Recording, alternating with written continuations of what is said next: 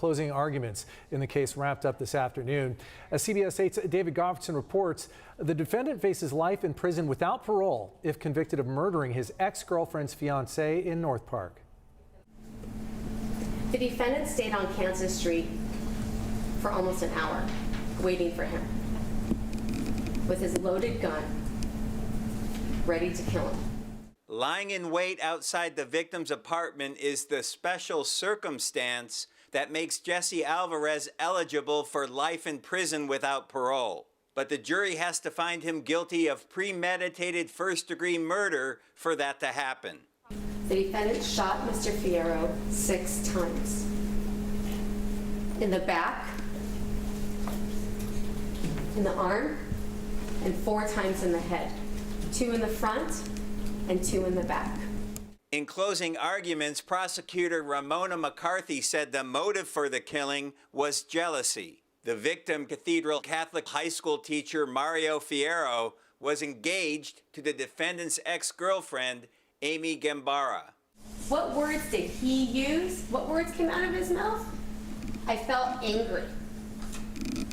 I was brewing anger. His words. Defense attorney Peter Blair pointed out there was a witness in a car who saw the 2 men fighting before hearing gunshots.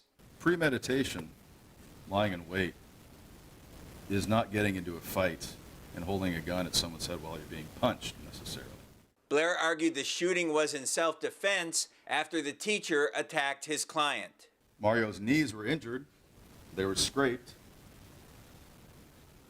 It's very hard to scrape your knees unless you're really moving on the ground fast. That's consistent with him being on top of Jesse. But prosecutors point out it was Alvarez who was carrying a loaded gun, and some of the most damning evidence against him were his own Google searches.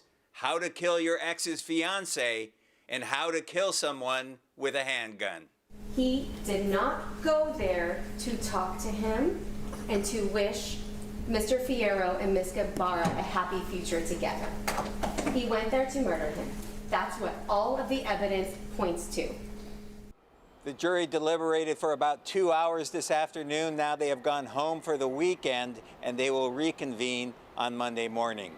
At the downtown courthouse, David Goffson, CBS 8.